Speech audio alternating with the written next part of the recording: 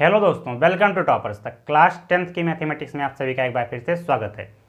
Class 12th में मेरे भी आपका चल रहा था समांतर श्रेणी, जिसे आप इंग्लिश में कहते हैं अरिथमेटिक प्रोग्रेशन। ठीक है, इसमें हम आज स्टार्ट करते हैं प्रश्नावली 5.2 के आगे के क्वेश्चंस के बारे में। देखिए मेरे प्यारे भाई, आज आप हम बात करेंगे प्रश्नावली 5.2 के क्वेश्चन नंबर 11 से। ठीक है, देखिए जो आपका इसके पहले एक्सरसाइज 5.1 है वो आपका पूरा का पूरा कंप्लीट है कंसेप्ट प्लस क्वेश्चन पे। ठीक है, कंसेप्ट प्लस क्वेश्चन आपका प्रश्नावली 5.1 का हो चुका है। आज हम बात करेंगे एक्सरसाइज 5.2 के आगे के क्वेश्चंस के बारे में। इसका जो मतलब 10 नंबर क्वेश्चन तक तो हो ही गया है, प्लस कंसेप्ट भी आपका हो चुका है। ठीक है मेरे प्यारे भाई, तो आप कंसेप्ट देखिए, क्वेश्चन तो अपने आप सब लोग जब आप कंसेप्ट समझ जाएंगे तो क्वेश्चन तो बहुत इजीली वे में सॉल्व कर सकते हैं। ठीक है, वैसे हर एक क्वेश्चन मैं आपको करा ही रहा हूँ। तो क्वेश्चन नंबर आप 10 तक कंप्लीट है, आज 11 से स्टार्ट किया जाएगा। इसके पहले आपका ट्रिग्नोमेट्री क्लास 10th में कंप्लीट है, ट्रिग्नोमेट्री आपका कंप्लीट है, और आपका हाइट एंड डिस्टेंस जो आपका ट्रिग्नोमेट्री के बाद वाला चैप्टर है, हाइट एंड डिस्टेंस, जिसे आप कहते हैं ऊंचाई एंड दूरी। तो ये आपका 2 चैप्टर आपके कंप्लीटेड हैं। 3 चैप्टर आपके इस हफ्ते में कंप्लीट हो जाएंगे। आपका अरिथमेटिक प्रोग्रेशन आपका कंप्लीट ही हो जाएगा। इसके बाद मतलब हम नया चैप्टर कंटिन्यू करेंगे। ठीक है मेरे प्यारे भाई, तो अगर आप चैनल पर नए, चैनल को जरूर सब्सक्राइब करें, दोस्तों के साथ अपनी जरूर शेयर करें। ठीक है, अगर आपने प्रश्नावली 5.2 के लेक्चर्स को नहीं देखा है, कंसेप्ट को नहीं देखा है, तो उसको आप जरूर देखें। ठीक है, तो चलिए बिना किसी देरी के शुरुआत करते हैं अपने क्वेश्चंस को। क्वेश्चन नंबर 11 आपका कह रहा है कि एपी समांतर श्रेणी आपको दे दी गई है 3, 15, 27 और 39। ठीक है, डॉट डॉट ऐसे करते गया है का कौन सा पद उसके 54वें पद से 132 अधिक है। कैसे कर पाएंगे, देखिए मेरे प्यारे भी, सबसे पहले आपको एक समांतर श्रेणी दे दी गई है ना, 3, 15, 27 और 39। देखिए पहले आपको अगर समांतर श्रेणी दे दी गई है तो आपको पता होना चाहिए कि कुछ भी चीज़ अगर हमसे कहेगा कि निकालने के लिए, तो सबसे पहले हमको पता होना चाहिए प्रथम पद क्या है और कॉमन डिफरेंस हमारा क्या है। ठीक है, तो आइए दिखते हैं। देखो सबसे पहले अगर हम हल करेंगे, लिखेंगे, ठीक है, तो हमको पता होना चाहिए प्रथम पद। तो प्रथम पद को हम किससे डिनोट करते हैं, प्रथम पद को हम लिखते हैं ए से। तो ए आपका कितना है, 3, तो 3 आपका हो गया। फिर हमको पता होना चाहिए सार्वांतर कितना है, तो सार्वांतर अगर आप निकालेंगे, सार्वांतर को हम कैसे डिनोट करते हैं, स्मॉल डी से। पता कैसे चलेगा, a2 माइनस a1 कराने पर। तो a2 आपका कितना है, 15, a1 कितना है आपका 3, सार्वांतर आपका कितना आ गया मेरे प्यारे भाई, 12। तो प्रथम पद आपका आ गया 3 और सार्वांतर आपका आ गया 11, इसमें 12 आ गया, और इसमें कोई दिक्कत आपको नहीं है। ठीक है, अब देखिए कह क्या रहा है कि कौन सा पद, इसका मतलब आपको निकालना है नंबर ऑफ टर्म्स, n निकालना है। ठीक है, देखिए लेकिन बात को समझिए, क्वेश्चन कह रहा है कि कौन सा पद उसके 54वें पद से 132 अधिक है। तो हम मान लेते हैं, माना nवां पद को an से लिखते हैं, nवां पद उसके 54वें पद से, 54वां पद को ऐसे लिख लें a54, कोई दिक्कत होगा, 54वें लिखें या तो a54 लिख दो 54वां पद। ठीक है, 54वें पद से 132 अधिक होगा, मान लेते हैं। ठीक है, अधिक होगा। अब देखिए मेरे प्यारे भाई, nवां पद क्या है, nवां पद के फॉर्मूला, मतलब आप nवां पद अभी ऐसे लिखें, nवां पद जो है क्वेश्चन के अकॉर्डिंग क्या कह रहा है कि उसका nवां पद, हम मान लेते हैं कि nवां पद उसके 54वें पद से 132 अधिक है। तो nवां पद जो होगा वो 54वें पद से, a54 54वें पद से 132 अधिक होगा, तो प्लस का 132 हो जाएगा। ये बात अगर आप समझ पाएंगे तो बहुत अच्छी बात है। ठीक है, हमने कहा कि उसका nवां पद जो है 54वें पद से 132 अधिक है। तो आप देखो, आपको लग रहा होगा 54वां पद प्लस को यहाँ पर होगा an प्लस का 132 होगा, नहीं, गलत हो जाएगा। क्वेश्चन को आप अच्छे तरीके से पढ़ेंगे तो आपको पता चलेगा कि nवां पद क्या कह रहा है कि nवां पद, हम मान लेते हैं कि nवां पद जो है 154वें पद से 132 अधिक है। ठीक है, अब देखिए nवें पद का फॉर्मूला क्या होता है, a plus n minus 1 into में d, यही तो होता है फॉर्मूला आपका। नहीं बिल्कुल होता, हमने लिख दिया। अच्छा, 54वें पद का फॉर्मूला क्या हो जाएगा, तो 54वें पद का आप लिख सकते हैं a प्लस n की जगह कितना है 54, तो आपका हो जाएगा 54 माइनस का 1 इंटू में d, और प्लस का 132 है तो प्लस का 132 आप ऐसे लिख दें, इसमें कोई तकलीफ आपको नहीं है। देखिए ए से ए कैंसिल हो जाएगा, इसमें कोई तकलीफ नहीं है। ठीक है, क्योंकि आप अगर बाद में रखते भी तो ए की वैल्यू, तो यहाँ भी 3 हो जाता, यहाँ भी 3 हो जाता, कट जाता, वैसे भी तो आप पहले ही कैंसिल करा लें। तो यहाँ पर आपका आ गया n माइनस 1 इंटू में डी, और यहाँ पर आपका आएगा 54 में से एक जाए कितना हो जाएगा 53, तो ये आपका आ गया 53d प्लस का 32।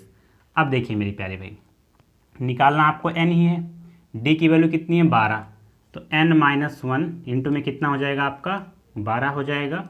यहाँ पर आपका हो जाएगा 53 गुणे में 12 प्लस का 132, अंदर मल्टीप्लाई कराएंगे तो 12n माइनस का 12 हो गया, 12 3 36, 3 6 हो गया, 12 पंचे 60, 60 3 63, तो ये हो गया आपका 336 प्लस का 132। ठीक है मेरी प्यारे भाई, ये आपका हो जाएगा 12n माइनस का 12 बराबर हो गया आपका 6 2 8 3 3 6 6 1 7 768। 768 यहाँ पर -12 है, उधर लेकर जाएंगे तो कितना हो जाएगा प्लस का 12, तो आप उधर का लेकर जाएंगे तो ये आपका हो जाएगा प्लस का 12। 12 जब आप जोड़ देंगे तो 60 2 70 हो जाएगा 80, मतलब ये आपका हो गया 780। तो n बराबर आपका कितना आ जाएगा मेरी प्यारे भाई 780 का आप जब भाग में 12 आ जाएगा, 12 से मल्टीप्लाई करें, 12 छंग 72, 12 छंग आपका हो गया 72, 72 और 6 आपका बचा, 12 पंचे 60, तो आपका कितना आ गया n बराबर आपका आ गया 65। n बराबर कितना आ गया 65 आ गया। अब देखिए n बराबर कितना आ गया, नंबर ऑफ टर्म्स कितना आ गया 65 आ गया ना। आपने क्या माना था, मान लिया था कि nवां पद जो है उसकी 54वें पद से 132 अधिक है, तो यहाँ पर n बराबर कितना आ गया 65 आ गया। तो आपको यहाँ पर लिख देना है, लास्ट में ये लाइन लिखना, ऊपर लिख दे रहे हैं, तो आप लिखेंगे कि जो उसका 65वां पद होगा उस, तो अब माना हट जाएगा, नीचे लास्ट वाली लाइन में लिखना कि 65वां पद उसके 54वें पद से 132 अधिक होगा। यही आपका मेरे प्यारे भाई आंसर हो जाएगा। ठीक है, कोई दिक्कत कोई तकलीफ कोई प्रॉब्लम नहीं होगा, मतलब n बराबर 65 आ गया तो 65वां पद वो होगा जो उसके 54वें पद से 132 अधिक होगा। ठीक है, तो हमको लगता है कि आपको ये क्वेश्चन समझ में आया होगा। ठीक है मेरे प्यारे भाई, कोई दिक्कत कोई प्रॉब्लम कोई तकलीफ हो तो आप कमेंट सेक्शन में हमें बता सकते हैं, इसको नोट कर लिया आप। क्वेश्चन नंबर 12 आपको कह रहा है कि दो समांतर श्रेणियों का सर्वांतर समान है। ठीक है, यदि इनके 100वें पदों का अंतर 100 है तो इनके 1000वें पद का अंतर क्या होगा मेरे प्यारे भाई। ठीक है, देखिए कह रहा है दो समांतर श्रेणी है। ठीक है, जैसे अगर मैं आपको जनरली समझाना चाहूँ तो जैसे कह रहा है कि दो समांतर श्रेणी है AP1 और AP2, ऐसे मान लेते हैं। ठीक है, दो हैं तो एक को AP1 मान लेते हैं, एक को AP2 मान लेते हैं, इसमें कोई तकलीफ आपको नहीं है। ठीक है, कह रहा है कि दो समांतर श्रेणी है, सर्वांतर उनका समान है। ठीक है, तो अर्थात देखो अगर हम सर्वांतर, देखो पहले AP का सर्वांतर किससे लिखते हैं D से, मतलब जनरली अगर हम देखते हैं सर्वांतर को D से डिनोट करते हैं। ठीक है, तो देखो दो AP हैं लेकिन सर्वांतर कह रहा है समान है, तो इसको भी D ले लेते हैं, इसको भी D ले लेते हैं। इसका मतलब है कि अगर पहले AP का सर्वांतर 2 है तो दूसरे AP का भी सर्वांतर 2 ही रहेगा। अगर 5 है सर्वांतर पहले AP का तो दूसरे AP का भी सर्वांतर 5 ही रहेगा। इसका कहने का मतलब ये है। ठीक है, तो इसका मतलब है कि पहले और दूसरे AP का सर्वांतर समान है। ठीक है मेरे प्यारे भाई, कह रहा है इनके 1000वें पदों का अंतर क्या होगा। तो देखिए मेरे दोस्तों, बहुत ही आसान सा क्वेश्चन है। देखिए हम करते क्या हैं कि यहाँ पर अगर हम सॉल्व करें, ठीक है, तो हम लिख लेते हैं माना, देखिए समझिए, ठीक है, माना प्रथम,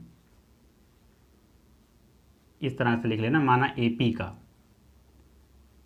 का प्रथम पद, ठीक है, A है, पहले AP का प्रथम पद A है, इस तरह से लिखना चाहिए, थोड़ा सा अच्छा लगेगा। ठीक है, क्योंकि ये सब क्वेश्चन 5 नंबर में आते हैं, तो लिखने में अगर जब जितना ज़्यादा आप लिखेंगे उतना ज़्यादा ही, मतलब लिखे थोड़ा सा आप सिस्टमेटिक वे में जब क्वेश्चन को सॉल्व करेंगे तो थोड़ा एग्जामिनर अच्छा नंबर देता है। ठीक है, सॉल्व करने का तो मैं तो अभी 2 लाइन में 3 लाइन में सॉल्व कर दूं, लेकिन 2-3 लाइन में 5 नंबर नहीं मिले, कम से कम आपको 5 6 7 लाइन लिखो तो आपको नंबर 5 नंबर मिलेगा। ठीक है, तो यहाँ पर लिखना माना प्रथम AP का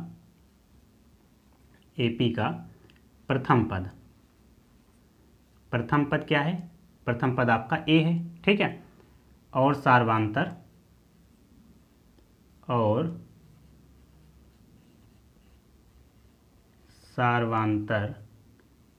D है, सर्वांतर क्या है D है। ठीक है, तो अगर प्रथम AP का प्रथम पद हमने A मान लिया और सर्वांतर आपका D है, तो फार्मूला क्या होता है nवें पद का फार्मूला होता है AN बराबर A प्लस n-1 इंटू में D। ठीक है, कह रहा है कि यदि इनके 100वें पद, प्रथम पद क्या है 100वां, तो अगर हम 100वां पद यहाँ पर रखें तो A100 कितना हो जाएगा, यहाँ पर A ही रहेगा, प्लस यहाँ पर 100 रखेंगे तो 100 में से कितना हो जाएगा 99D, ये आपका हो जाएगा। ठीक है, अभी समझो, पहले AP का 100वां पद, इनके 100वें पद का अंतर है, ठीक है, मतलब दोनों AP का 100वां पद निकालो और उसका अंतर 100 है, ये कह रहा है इसका मतलब। ठीक है, तो इसका मतलब दोनों AP का 100वां पद हमें पहले निकालना पड़ेगा। कह रहा है कि दोनों AP का 100वां पद का अंतर जो आएगा वो 100 आएगा। तो हमने पहले AP का 100वां पद निकाल लिया, हमारा पहले AP का 100वां पद हो गया A + 99D। ये बात समझ पाए आप? कहेंगे जी बिल्कुल हुआ, कोई दिक्कत नहीं, कोई तकलीफ नहीं है।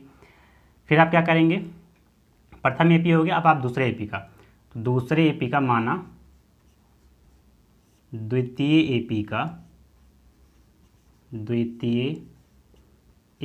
का प्रथम पद। देखिए मेरे प्यारे भाई, आपको समझना यहीं पर है, केवल ये कहा है सार्वांतर समान है, प्रथम पद वगैरह समान नहीं है। ठीक है, केवल इसने कहा है कि सार्वांतर कॉमन डिफरेंस ही समान है।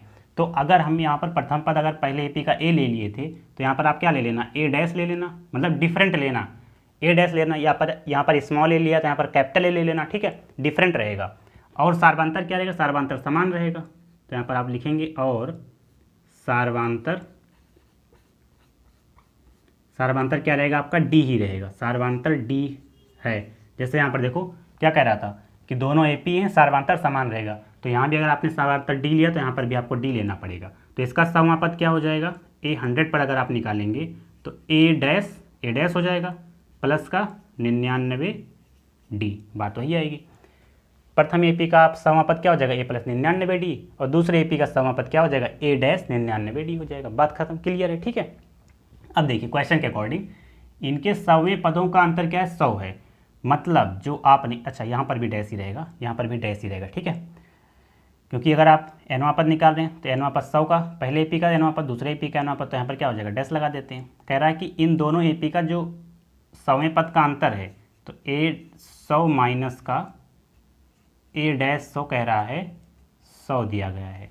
दोनों AP का अंतर 100 है, तो पहला AP मतलब A100 100वां पद, दूसरा AP A' 100वां पद, बराबर कितना है, 100 दिया गया है मेरे प्यारे भाई। ठीक है, तो आप A100 की जगह क्या रखेंगे, A + 99D। आइए यहाँ पर देखते हैं क्या हो जाएगा आपका, A + 99D।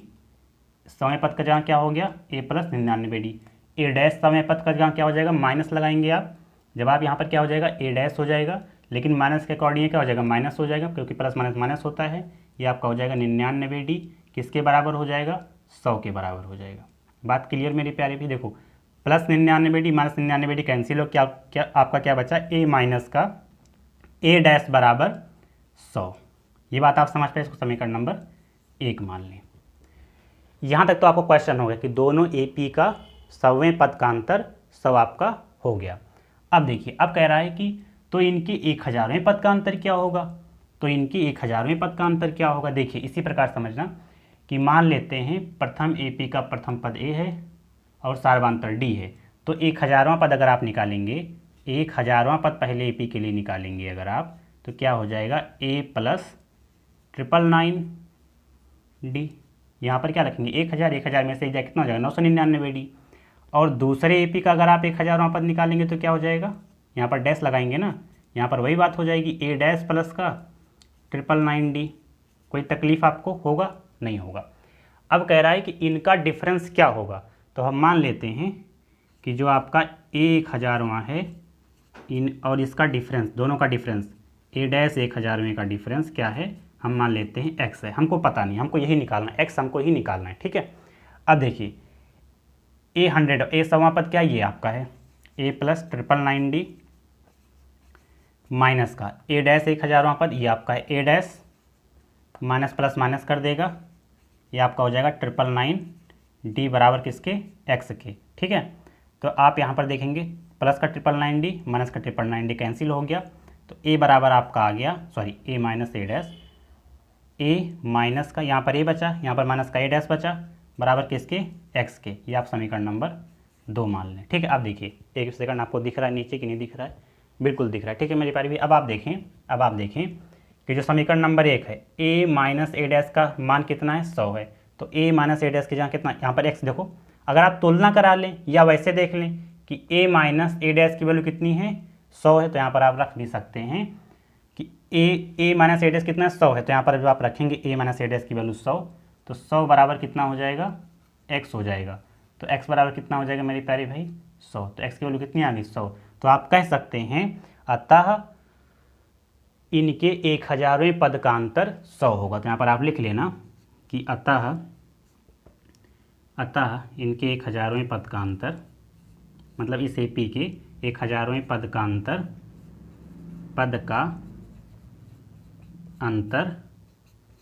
100 है। ठीक है मेरे प्यारे, कोई दिक्कत नहीं है, हो गया। देखो क्वेश्चन बहुत ही आसान है, बस आपको लॉजिक लगा, इस क्वेश्चन में लॉजिक था केवल बस। ठीक है, पहले यहाँ पर आप समझ गए होंगे, उसी के अकॉर्डिंग हमने यहाँ पर कर लिया। यहाँ पर 99 था, मतलब 99 मतलब 100 में से आप 1 घटाए तो 99 आया। यहाँ पर आप 1000 में से 1 घटाएंगे तो 999 आ जाएगा, 9999 आ जाएगा। और आपका आंसर देखो a - a डैश यहाँ भी आया, ये बराबर x के हो गया। यहाँ पर आपने देखा a - a डैश बराबर 1000 के हो गया, दोनों को तुलना किया तो x की वैल्यू कितनी आ गई 100। तो इनके 1000वें पद का अंतर भी क्या हो जाएगा, तो अतः इनके 1000वें पद का अंतर, यहाँ पर आप इनके पदों का अंतर, मतलब इनके 1000वें पदों का अंतर 100 होगा। ठीक है, हो गया, कोई दिक्कत नहीं है। कोई दिक्कत, कोई प्रॉब्लम, कोई तकलीफ हो क्वेश्चन में तो आप कमेंट सेक्शन में पूछ सकते हैं हमसे। ठीक है, तो नोट कर लीजिए आप। क्वेश्चन नंबर 13 आपका कह रहा है कि 3 अंकों वाली कितनी संख्याएं 7 से विभाज्य हैं। ठीक है मेरे प्यारे भी, तो देखिए मैं आपको बताता हूँ कि 3 अंकों की, देखो पहले देखो 3 अंकों की संख्या, कितनी संख्याएं जो हैं जो 7 से विभाज्य। पहले आपको देखना ये है कि 3 अंकों की संख्याएं कौन कौन सी होती हैं, मतलब कहाँ से कहाँ तक होती हैं। देखिए मैं आपसे कहता हूँ 3 अंकों की संख्या, ठीक है, 3 अंकों की संख्या अगर आपको मैं पूछूं कि 3 अंकों की सबसे छोटी संख्या बताइए, मैं आपसे कहता हूँ सबसे बड़ी संख्या बताइए, तो आप जानते हैं कि 3 अंकों की संख्या की शुरुआत जो होती है वो 100 से होती है। इसके पहले देखो, इसके पहले अगर आप 99 लिखेंगे तो ये 2 अंक की संख्या हो जाएगी, है कि नहीं, बताओ यहाँ पर। तो आपको अगर सबसे पहली संख्या अगर 3 अंकों की मिलेंगी 100, और सबसे लास्ट की जो संख्या मिलेगी वो आपको मिलेगी 999। बात को समझ पाई मेरे प्यारे भाई। मतलब अगर शुरुआती में आप मतलब बाद में देखेंगे ना कि 100 7 से कितनी कौन सी संख्याएं जो हैं जो डिविजिबल है, कितनी संख्याएं, पहले आप कंसेप्ट समझो कि अगर मैं आपसे कहता हूँ कि 3 अंकों की संख्याओं की शुरुआत कहाँ से होती है, तो 100 से होती है। ठीक है, शुरुआत 100 से होती है क्योंकि आपको इसके पहले 99 मिलेगा, 2 अंक की संख्या होगी, और सबसे बड़ी संख्या मतलब छोटी संख्या, इसे सबसे छोटी संख्या भी कहते हैं। 3 अंकों की अगर आपसे कहा जाए कि सबसे छोटी संख्या बताइए तो 100 ही होगा। ठीक है, और शुरुआत 3 अंकों की संख्या कहाँ से होती है, 100 से ही होती है। अब आपसे कहा जाए कि अंत कहाँ पर होगा, 999, जो कि इसके बाद क्या आ जाएगा 1000, इसके बाद क्या आ जाएगा 1000, जो कि 1 2 3 4 अंक में हो जाएगा। आपसे कहा गया 3 अंकों की संख्या। ठीक है, तो मतलब शुरुआत 3 अंकों की संख्या की 100 से होती है और अंत 3 अंकों की संख्या की 999 से होती है। क्वेश्चन में कभी भी आपसे पूछ लिया जाएगा 3 अंकों की सबसे छोटी संख्या बताइए, तो आपका हो जाएगा 100, और 3 अंकों की सबसे बड़ी संख्या बताइए तो आपका हो जाएगा 999। ये बात आप समझना मैथ में। ठीक है, अब देखिए ये तो बात हो गई कि संख्या 100 से शुरुआत होगी और 999 तक जाएगी, लेकिन अब कहा शर्त क्या है, शर्त आपका है कि वो 7 से संख्या डिविजिबल हो। कह रहा है कि 3 अंकों वाली कितनी संख्याएं हैं जो 7 से डिविजिबल है। कितनी संख्याओं का मतलब हमको नंबर ऑफ टर्म्स निकालना, मतलब n हमको निकालना, यही तो बात है। तो वो भी हम बाद में देख लेंगे, पहले 7। अब देखो क्या 100 7 से डिविजिबल है, आप कहेंगे पूर्ण रूप से डिविजिबल होनी चाहिए। देखो 7 1 कम 7 आप रखेंगे 30 आएगा, तो नहीं है। इसका मतलब 3 अंकों की संख्या जो है 7 से डिविजिबल, पहली संख्या आपकी होगी 105। देखो 1 2 3 अंक की संख्या भी है, और 7 से अगर आप डिवाइड कराएंगे इसे, देखो 105 का आप जब 7 से डिवाइड कराएंगे, 7 1 कम 7, यहाँ पर 3 आ जाएगा 35, 7 5 35, देखो कैंसिल होगा पूरा का पूरा। मतलब वो पहली संख्या होगी 3 अंकों की जो 7 से डिविजिबल होगी, वो होगी 105। क्लियर है बात।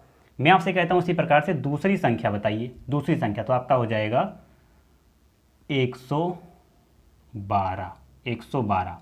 कैसे, देखिए 112 आप इसमें अगर आप 112 का डिविजिबल कराएंगे, 112 का 7 से, 112 का अगर आप 7 से डिविजिबल कराएंगे तो 7 1 कम 7 हो जाएगा, 7 4 11, मतलब यहाँ पर आपका आ जाएगा 4 और आप उतारेंगे 2, तो आपका आ जाएगा 7 6 42, तो आप 42 से 42 पूरा का पूरा कैंसिल हो जाएगा। मतलब दूसरी संख्या आपकी हो जाएगी 112, क्योंकि अब देखो पहली संख्या को पता चल गई कि 105 होगा, उसमें 7 जोड़ दो 12 हो गया, फिर 7 जोड़ दिया 19 हो गया, फिर 7 जोड़ दिया 26 हो गया। तो ऐसे ऐसे आपकी संख्याएं बढ़ती चली जाएंगी अपने, या तो आप उस तरह से भी कर सकते हैं 7 7 7 7 जोड़ते, क्योंकि कॉमन डिफरेंस कितना हो जाएगा इनका, 7 ही हो जाएगा।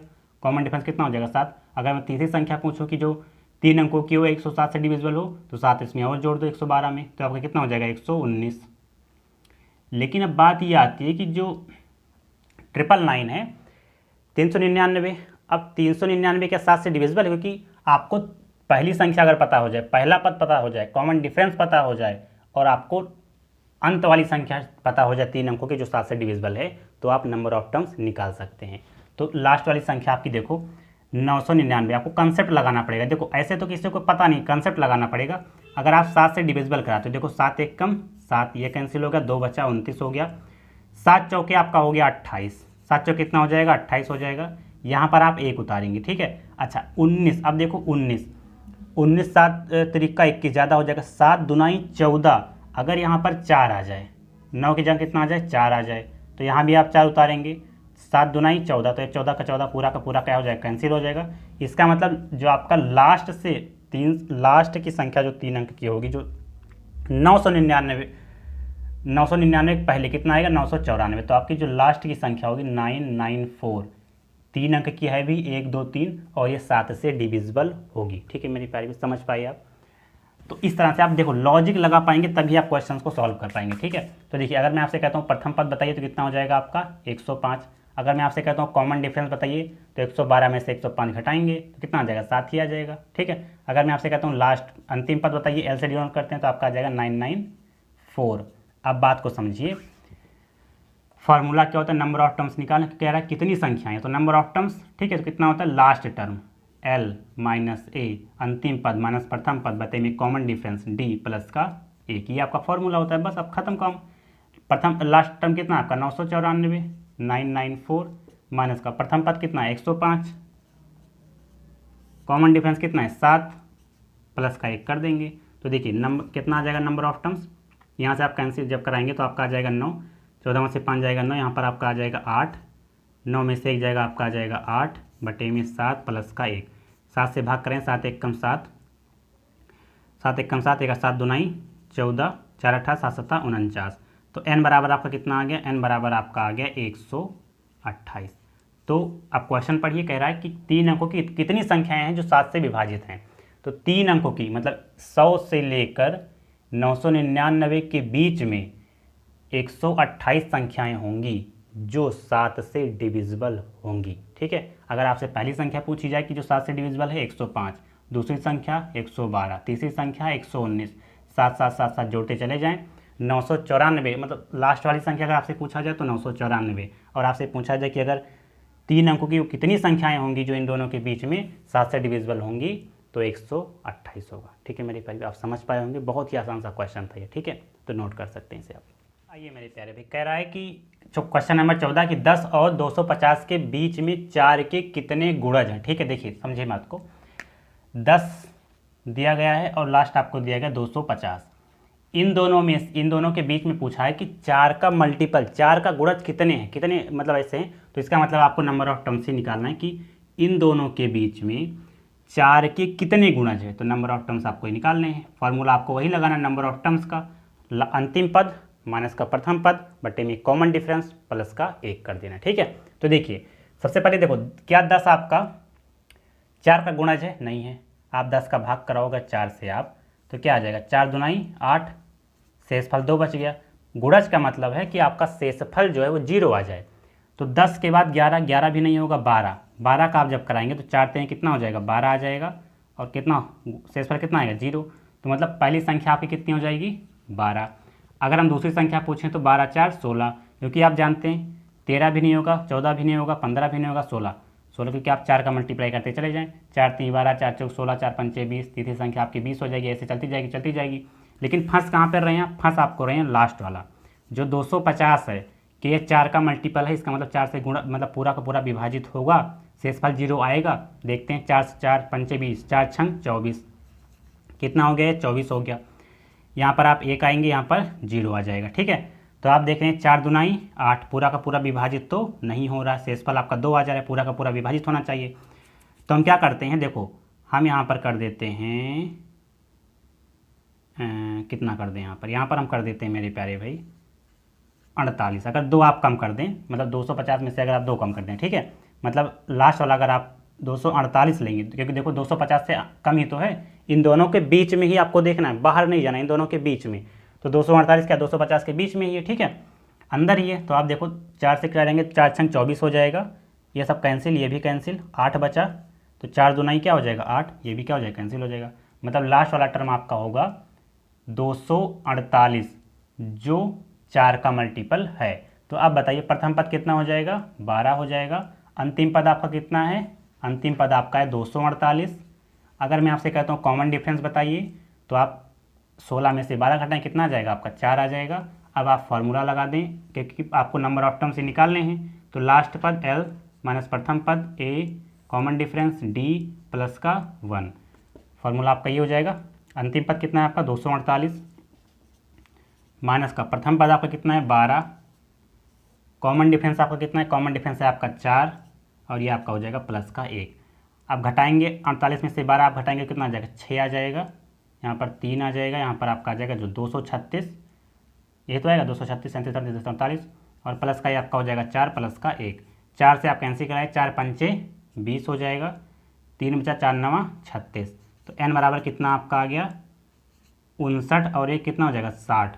तो इसका मतलब कि 10 और 250 के बीच में 60 नंबर ऐसे होंगे जो 4 के डिविजिबल होंगे, ठीक है। क्या कहा हमने कि 10 और 250, देखो वही तो कहा गया, 10 और 250 के बीच में 4 के कितने गुणज हैं, तो 60, 10 और 250 के बीच में 60 ऐसे गुणज होंगे जो 4 के डिविजिबल होंगे। ऐसे करते चलेंगे, 4 देखो 12, 4 16, 4 20, 4 24, 4 28, 4 32, आप ऐसे जोड़ते जाएंगे 8 कहाँ तक 250 तक, ठीक है। तो 250 के पहले क्या आएगा 248, लास्ट वाला आपका कितना हो जाएगा 248। आप जब सब जोड़ेंगे तो 60 पद आपके आएंगे। तो देखो आप ऐसे करते तो बहुत टाइम लग जाता, इसीलिए समांतर श्रेणी आई कि आप एक फॉर्मूला लगाओ, तुरंत अपने नंबर ऑफ टर्म्स पाओ, ठीक है मेरे प्यारे भी। तो ये क्वेश्चन आप नोट कर सकते हैं। तो आज के लिए मेरे प्यारे भी बस इतना ही रखते हैं, ठीक है। इसके बाद हम नेक्स्ट क्लास में करेंगे। आज के लिए बस इतना ही, क्योंकि देखो मैं समझाने में बहुत ज़्यादा फोकस कर देता हूँ ना, तो इसलिए क्या हो जाता है कि आपका जो वीडियो है वो ज़्यादा थोड़ा सा लंबा हो जाता है। तो प्रयास ये रहता है कि आपको हर एक क्वेश्चन समझाया जाए। 5 क्वेश्चन आपके इस एक्सरसाइज के बचते हैं, नेक्स्ट क्लास में उस क्वेश्चन को कंप्लीट कर दिया जाएगा, फिर हम अपने बढ़ेंगे प्रश्नावली 5.3 की तरफ, ठीक है। तो आज के लिए बस इतना है। अगर आपको समझ में आए तो दोस्तों के साथ मेरे भाई आप जरूर शेयर करें, ठीक है। अपने भाई बहन दोस्त जो यार दोस्तों को उनको जरूर शेयर करना, ठीक है। तो आज के लिए बस इतना ही। Thank you so much for watching. Please subscribe the channel and press the bell icon for daily notification. I will meet you next session. Thank you मेरे प्यारे भाई।